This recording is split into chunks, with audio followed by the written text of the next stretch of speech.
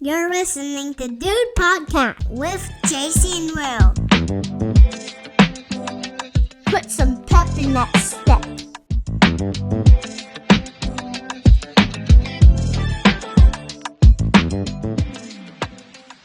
Enjoy the show. Hi, I'm Will. And I'm JC. And you're listening to? You're listening to Dude. You're listening to Dude. Live from a hotel. That's right. Yeah. You're North Carolina. North Carolina, come on and bring. Did you ever listen to P.D. Pablo, Will? I don't even know what you're talking about. P.D. Pablo. P.D. Pablo? Wait, say the name again? You were like a big hip hop guy in like growing up. So there was this rapper named P.D. Pablo. He had a really like deep voice. Like this man was intimidating. For a guy named P.D., he was like the most intimidating. Like this man is like the most intimidating. Like P.D. is like it's a name for a bird or something. Like this is a big burly man. So the lyrics to this hip hop song were North Carolina, come on and raise up. Take your shirt off, whip it round your head like a helicopter. And that was like the refrain. Was it a popular song? It was never like on the level of like Nelly Ride With Me or, Hey Ya, but it's had some staying power. It's one of those songs that have just like lasted far longer than they should. Like, do you know any songs like that where you're like, I don't know, like Old Town Road or something? I don't know. You know what I mean? Like, Oh, yeah. Anyway, anytime I'm in North Carolina, in my head, I'm like, I imagine little P.D. Pablo, a shirtless, burly little man going, North Carolina, come on and rate. And he was like threatening too. That was the other thing. Well, was he threatening North Carolina? Like, hey, if you don't do this, do you get consequences if you didn't throw your shirt around like a helicopter? I can't remember all the lyrics, so he may have given consequences, but it was one where I felt like you had to take your shirt off and whip it around your head like a helicopter. What did North Carolina do to him that warranted the threat? Well, I think he was from North Carolina, and I think he was just so excited. He wanted the people to just take your shirt off and whip it around your head like a helicopter. You say that when you come to visit Oklahoma, you say that to me every time. I'm back home. Take your shirt off. Put Castro if you want. Whip it round your head like a helicopter. He also had another song, which I won't go into what all it was about, but the title of the song was Freak a Leak. I mean, I feel like it's probably about incontinence. I think it was about being a plumber and he was fixing leaks. He was very upset at, the leaks in his home, and he was a freak at fixing them. P. Pablo is a smart man then, because you gotta fix those leaky pipes before they become a problem. He's just sending a good message. But anyway, I had a disaster getting out here. I'm out here for work, and I flew a certain airline. I won't say the airline. The review I'm going to write. Are you going to write a review? I think I am. Can you at least screenshot it for me? Oh yeah. Are you above sharing it on next week's podcast? No, I will share. I will share. Listen, I was texting you this, so it was just a disaster. Like I haven't flown this airline, and it's very nickel and dime. This was your first time? No, I flew it years ago, but it wasn't like this. Like it's changed. It's changed a lot. Don't they charge you for everything? They nickel and dime you? Yes. So you can't get on it's like, oh, you can get on the flight, but you can't bring a bag. Like you have to buy, you want to bring a bag? That's another $75. Oh, you have a carry-on? That's $120. Oh, you got to pee? That's $10. No, it's crazy because none of that's disclosed when you buy the ticket. Right. But the only thing that so the flight got delayed for hours and hours and hours. We sat on the tarmac for hours and hours because, funny enough, speaking of freak a leak, there was some sort of a leak on the plane, and they had a plumber, and I don't really even understand. That's one of my favorite things too about airline. They do such a terrible job explaining to you what's going on. They give you a tiny piece of information that it's like one of those escape the rooms, but your reward is maybe you get to take off, and even if you solve the riddle, it doesn't matter. You still have to sit there as someone is watching. They're watching Bad Boys 2 on their phone, blasting. Where you're just like, dear God, take me now. I want to get to my destination. It was awful. So the only thing that made it better was the steward. I don't want to profile stewardesses or stewards, but I would say most airline attendants, I would say they're women. I would say they're usually, younger women. I would say that's the vast majority. I've never seen a steward like this. The steward was if Terry Crews had a baby with Kimbo Slice, Yeah. that was the steward. Was he as cool as Terry Crews? Yes, That's was awesome. Very cool. He was the alpha on the plane. Let me describe it. Very clean, exceptionally clean. Just everything, very well put together. Bald head, white beard. Oh, nice. Jacked. I'm not joking. Just to the brim and muscles. Give him the time and give him maybe 2 to 3 months, he could be as big as Terry Crews. So at one point, you can't stop I was gravitating towards this man because he was just such an enigma, right? So at one point, because he's having to calm people down, because we sat on the tarmac for a long time, and I will just say this: the clientele on Frontier Air is a little more. I wouldn't say it's quite Spirit Airline, but I would say it's the Universal Studios to Disney. They're close. You know what I mean? They're kind of in the same. At one point, he had a sweat because he had the sweater on, right? He had the shirt. He had the short sleeve shirt just showing but he had a sweater on, so you couldn't really see the goods. You know what I'm saying? I mean, you could tell he was jacked, but so at one point, I think he did this to show his authority, to really mark his territory. He was the alpha of the plane. Right. He takes off his sweater because he's just looking back, kind of just killing time, looking back, just kind of Was he short sleeved underneath there? Yeah, so he takes off the sweater. He's short sleeve. I like it. No joke. I'm not exaggerating at all. He does the peck thing. You know that Terry Crews does? Where the peck... To entertain or just pretending like no one's watching? I don't know. But he definitely did it. And it was very apparent. And I was Folks, hold on. Pause. Folks, if you don't know who Terry Crews is, which I feel like most of you do, but if you don't, pause the podcast. Google Terry Crews, Crews. Just type in Terry Crews pecs. It will blow your mind. Continue. I mean, so he did the Terry Crews. The guy, and you could see it through the shirt. Well, was he doing it to entertain like Terry Crews does, or was he just doing it? I don't know if that was what I was trying to understand. Okay, so there's a couple theories I have. First, this guy is just a machine, a workout machine, and he doesn't even, his body is so conditioned, he doesn't even realize he's doing it. That's my first theory. Second theory, he saw somebody who he kind of liked, and he wanted to show them the goods. That's how you do it. Third theory, I mentioned this guy's the alpha of the plane.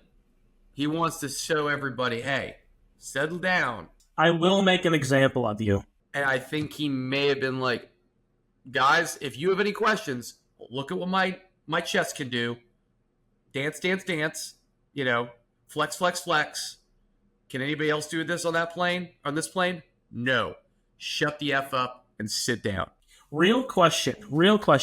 If you had to fight this man, if you had to, Yeah.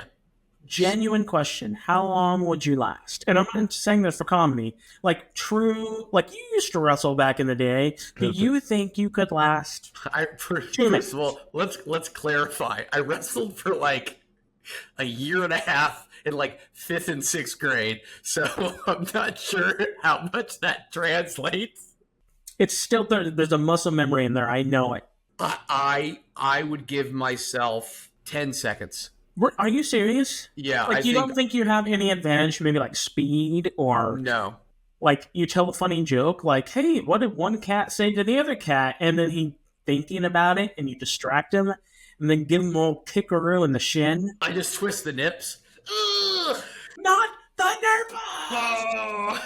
The key to defeating him is through the nerps. Yeah, it's like a boss from Mario. You found his weakness. He just no. I just think he has so much power.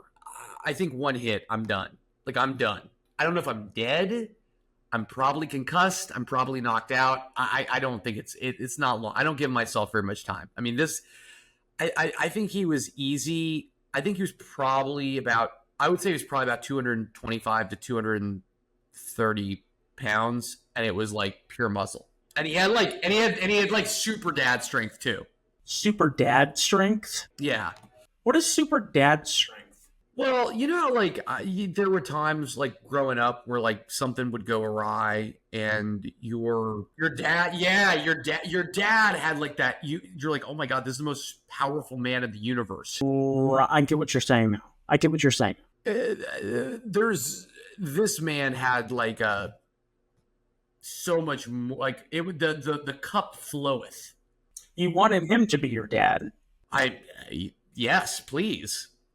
I feel like if my son had to describe his dad's super dad strength, he'd be like, hey, he makes an okay spaghetti. I don't know why I just thought of this story. It's completely the opposite, but it is a good Joel story, and it's one that I do feel like needs to be shared. So one time, me and my dad, we were in Florida, and there was a coconut tree. What do you do when you see a coconut tree? You want to get the coconuts out of the tree, right? Naturally. So next to the tree was like a very, very long piece of like bamboo. So my dad takes the bamboo and he starts, again, it's super long. It's long enough that it reaches up to where the coconut tree is to try to like hit one of these things off. And what I realize is this piece of bamboo is so long that part of it is actually touching the ground, and it is bent in such a way that like he hits the wrong coconuts, doesn't he? So he finally gets the leverage to like really like, shove the bamboo up at the coconut. And like in real time, I realize what's going to happen. And I'm like, no. And it's like literally getting kicked like full force by like a ninja right in his gonad, like right in his coconuts. And to see that in real time, and then he just crumples. Did he go down? Oh, he went down, and he was like, oh, and he was just making this noise that I've never heard him make, where he was like, oh, and he was just rolling around, and it was like it was the most ridiculous way to get racked. He's a grown man trying to get coconuts out of a tree. I'm trying to think of a time I've seen my father in real pain. I just laughed at him. Yeah, for sure. It's like, talk about dad strength or whatever you called it. Like, that's the opposite of it. I mean, I did hope he was okay, but I just thought it was I just laughed at him. That was literally it. It was just me just laughing at him. Like, I think eventually I was like, are you all right? But like, it was really funny. You know what's interesting is in the history of humankind, there's always a first for everything, or there's always the top of everything, meaning like the fastest 100 meter, the most hot dogs eaten in one sitting, like anything you can think of, there's the top tier of it. That means at some point there's the worst someone has ever gotten hit at the dingleberries ever.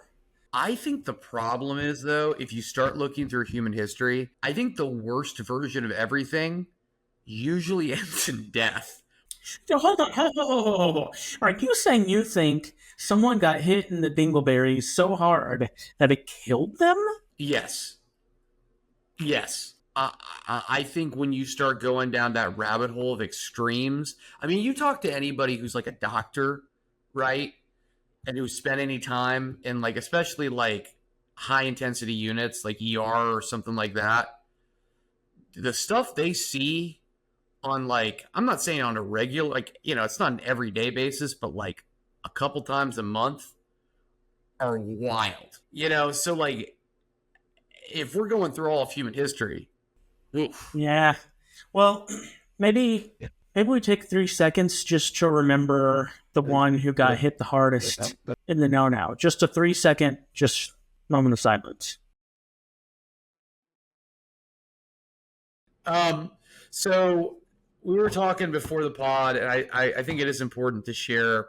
So we have the TikTok going. You're managing the TikTok because I'm a moron. I'm trying to figure it out. We're trying to get more popular on the TikTok, trying to promote our incredible art. I don't even whatever you call this. And you discovered something interesting when you were on TikTok. Yes, I did.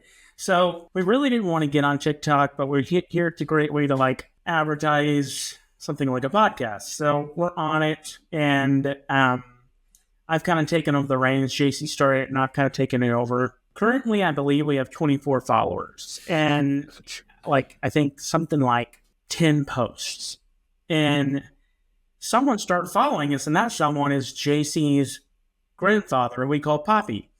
Poppy started following us, and Poppy is 92 years old. Poppy's 92 years old, and then I will share this on Instagram, and I will share this on YouTube, so you can see. Poppy has so many more followers than us. It has 117 followers. We only have 24. His one post that he has isn't even a video. It's just a picture of a corner of his head at the corner of the screen. And it's got 870 views. What is happening? Like, maybe we don't understand TikTok like we think we do. Like, because we were both bragging about we're like, dude, we're getting like 800 something views on that. Poppy's doing this like it's nothing. Okay, can you look and can you see, are they real people? Are any of them real people that are following him? I don't know. I'm not on it. I'll have to find it. That's a screenshot, but I'll have to look. But we were joking, like, it'd be funny if it's like, Barack Obama and like, Katy Perry and, he has all these big time celebrities. Exhibit. That'd be weird if it was just like we're looking through it. It's like nobody and just Exhibit. We're like, the guy from Pimp Your Ride. I want to know what prompted your grandfather to get on TikTok. Like, that's the bigger question. He's clearly active. He started following us. Will, he's. What else are you gonna? You're 92. What are you gonna do? That's true. Yeah, that's true. I mean, I love it. I think it's great. And Poppy, we're all for it. But yeah, I mean, clearly, do you need to post more? Yeah, I mean, we have a lot to learn from your 94-year-old grandfather. He's 92, but yeah, it all blurs together. Okay, JC. Yes. Check your phone. I'm sending you something. This is something that I've wanted to talk about on this podcast for a while now. And I'm going to share this again on Instagram and YouTube. If you're listening, check our Instagram or our YouTube or maybe even TikTok. Okay, you want me to just play it? Tell people what you are seeing in this video that I sent you. Okay. I'm looking at what looks to be a house, Yes. and on the second floor of this house Yes. is a door Yes. that goes literally like Wile E. Coyote, like it just drops. like you would just be in for a surprise because the door Has no stairs. No balcony. No stairs. JC is correct. There is a house near where I live in Tulsa, Oklahoma, and I drive by. It's by a main street. There is a door on the second floor that leads outside with no stairs, no balcony, no nothing. Why was that put there? What's the story? Do you think there's any purpose for that door, JC? Guess you want to air out the house? I don't know. It's That's what windows are for. My wife was like, well, maybe it's an emergency. I'm like, yeah, but in an emergency, you don't want broken legs. yeah, it's if it's that is also like a funny like it's like maybe an emergency. Yeah, an emergency will just Quick, kids, just jump. thank God, Dad, you built this door that goes nowhere. Like How do you think a realtor sells that house? What do you think a realtor says? I'm not going to pretend I'm an expert on building code. I don't think that's up to code. Absolutely not. It's also like sticking out of the roof. That's what I'm saying. Like, none of it makes sense. What appears to be like a roof, and it's like they just stuck a door on the side of it. It's like like the Keebler elves? Like the Keebler elves had like, they have like I think how I remember the Keebler elves, they lived in a tree and there was like a door that just like stuck out of the side of the tree. It's like that. It almost looks like a birdhouse door. Like it's just floating in the center of the facade of this home. It makes no sense. You need to stalk this house and see who goes in. Oh, do you think like Dementors go in there? It's a Dementor door. They just float like spirits, just like, yeah, it's great for them to. You see a Dementor with like a 6-pack of beer, like going on Virginia's. Yes. Good, great reference. The Dementors from Harry Potter who just float. Just floating skeleton death beings who enter doors that can just be stuck on the side of roofs.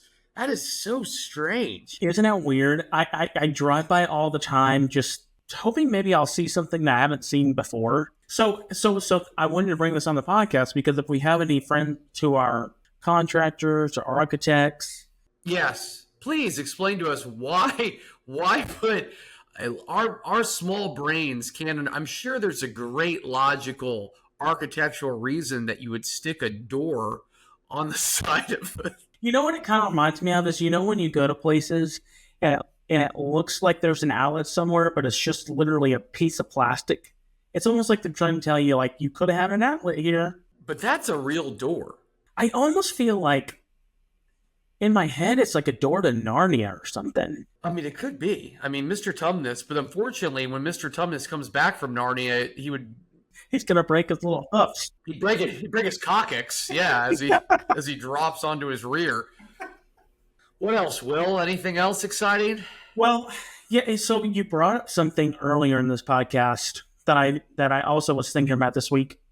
I was watching an action movie called The Bricklayer on Netflix. It's with the guy from the Dark Knight, the guy who plays Aaron Eckhart. Oh, Aaron Eckhart, okay. Yeah, Aaron Eckhart. And he's the main character, right? Where's Aaron Eckhart been, too? Dude, that guy fell off the face of the earth. Dude, he looks better than ever. I will say, like, he looks great in that movie. Well, I'm so glad that he's taken 20 years off and just spent it in the gym. I'm telling you, he looked great. Well, but this happens in so many action movies where, like you were saying, if you had to fight the steward, the Terry Crews steward, yeah, you take one punch, you're done. That's how I would be in a fight. If I took one hit to the face, I'm done, dude. I'm and not only am I done for that night, I'm done for the rest of the week. You give me a hit in the face, I'm done with. You've won the fight. You just wouldn't leave bed. You would just be in bed and you would just like sigh deeply. Yes, absolutely. In this movie, Aaron Eckhart gets shot in the stomach, hit hit in the arm with a lead pipe, and then hit in the head with a brick. And then next day he proceeds to go and fight more bad guys. He gets on a plane and fight more bad guys. If any one of those things happens to me, I go and ride to the hospital and I'm out for a month. How often does this happen? Do you think there are real human beings out there who could take a brick to the face, No. a lead pipe to the shoulder, and a gun bullet to the stomach, Well, you know, I and say continue to that. fight? I say that. I can't believe. No, because your arm wouldn't function after 24 hours.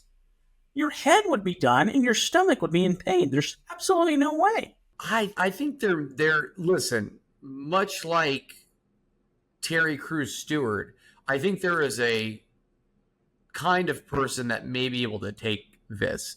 But us normies, no. You know, like when a bad guy, this happens so many ways, a bad guy like gets stabbed in the chest or the neck, and he gets up and he pulls it out and then just starts walking. Yeah, that's always the best. Where they just he doesn't care. He's so evil. He doesn't even feel pain. You stab me in my finger with a knife, I'm going to go, ah! And I'm going to be done. Well, think about just how bad paper cuts hurt. Like, paper cuts are like the worst thing ever. Yeah. That's just getting cut with paper. That's a fraction of a knife. And that's like, and I'm like, and to your point, that's me then going to bed and just giving up for the day after that happens. I'll be like, I'm sorry, I can't put Trey to sleep. As you remember, the paper cut, I'm going to be out of commission for a little bit. Pray for me. I can't. I'm sorry I can't attend the wedding. As you know, I had a very severe paper cut. You and I are going to start a hashtag JC Strong just after that paper. Yeah, exactly. It's just a picture of me, like black and white, like looking It'll make out. it through. GoFundMe to be able to pay for my medical bill. Don't you feel that way though in action movies? Like, how are you still walking? You just got hit in the head 15 times. I think the other question is, how have we been letting paper cuts with the technology that we have still happen? Why haven't we designed a paper that will not cut? I think we're sitting on $1 billion idea right here. Just saying, like, it hurts and it ruins your day. I think you're right. They can land a man on the moon and make a lava lamp, and we should be able to live in a universe where you don't get paper cuts. I agree with you. I love lava lamps, but I do too. You know what the sad thing is? Every lava lamp I've ever seen has been like, I feel like lava lamps have like a shelf life of like only a couple weeks, and then they get all like, you know, like you go in someone's room and you're like, what is that? They're like, oh, it was a lava lamp, but now it just like, it's just like, it's just all sad and droopy, and like the stuff is like, and like somehow like it's like burnt, like the outside is like kind of, I've never seen a fully functioning healthy lava lamp. They've all just been like, I don't know what happened. Like they just, you know, I'm seeing them at the twilight of their life. This is a stupid question. No, on this podcast, never. It's not really lava, right? We can agree to that, right? It's not. They're not getting that from like Hawaii and then putting it in these jars, right? I just want to clarify that. Blindly up. People die in the process of collecting. It's just these people who are lowered down into volcanoes. They just scoop it up. What are you guys doing? We're making lava lamps. They just like, that's what like built Hawaii, the economy of Hawaii. We didn't even realize it. Like 20% pineapple exports 80% lava lamps. Yeah, I mean, I think it's like oil, maybe? Hawaii? Really? Oil? No, the lava lamp. I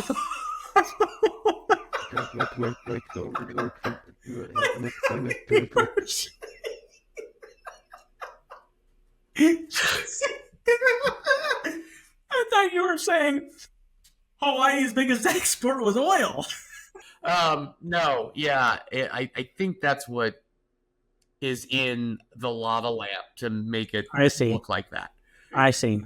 If only there was a way we could figure this out. Sometimes it's just good to let life be a mystery. You know what I mean? I would have made a good jester. You think so? For sure would have looked awesome in those pants. Oh yeah. I just wanted the little bells on the head. I could do a little dance or two just to be silly. Yeah, I think you could do a little jig. I think you'd be a good jester.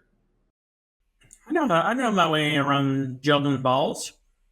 I think I would have liked to do weren't puppet shows a big thing then? I remember I feel like all those movies, it's always like a king and he's like, I'm bored by this, and it's like some like creepy puppets that they're like trying to like be like, King, don't you like this?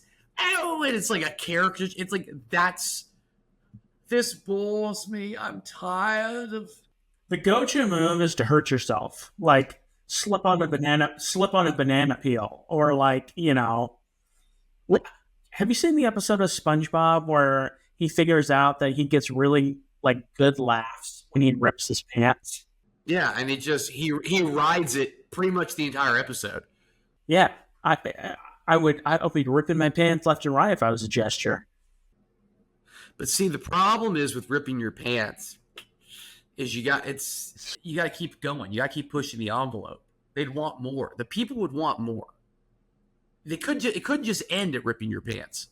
I guess that's true. I'm trying to think of what's better. What beats ripping the pants, but doesn't have to get all the way to pooping your pants. I think I know. It goes back to what we were talking about before. Oh, little Willie would have to make an accidental appearance. Get a bamboo and do what I gotta do to make the king laugh. And then all of a sudden, the king laughs, and then one of the coconuts slips out. Yeah, I don't know. I think back then it just felt like people got so bored they just got really like they wanted violence. I think like the king. Like I think that's just what like. I don't know. I guess to a degree that's still we're not that far from that, right? I mean, football and we have all these sports that are kind of like semi-violent and dangerous. You know what I mean? The only difference is I don't think the gesture was weighed 300 pounds and was pure muscle. I think you're right. I was having some problems connecting that with like football. I was like, well, you drew parallels between a gesture and a football player, and I'm just saying, like, I think a jester was probably like something south of 100 pounds. Yeah. Well, I think that's our time. We're gonna wrap it up. Well, the jesters are tired. We've done enough for pants. We've gotten hit in the coconuts far enough. The king should be happy by now. If you see my father, just reference him getting racked. Ask him if he remembers. Yeah. When he was trying to get coconuts. It's hilarious. Check out the TikTok. Like, subscribe, send. I promise you, we're reading. We do get your emails. We got one from Anita, and it said, "Love the dudes. I am a number one duty." There you go. Thank you, Anita Huber. Anita, we appreciate you number one duty. If anyone wants to be the number two duty, leave a comment. Take a duty on Will's chest. Make yourself a number two duty. Right there on the paper. But like, subscribe, share with friends. Go see the YouTube page. Everything you can find literally everything related to Dude Podcast at thedudepod.com. Dudepod.com. And we really appreciate you guys listening. We really like doing this for you guys, and we hope you enjoy it. Bye, Duty. Good night. Take your shirt off. Whip it around your head like a helicopter. Just like old PDP told ya.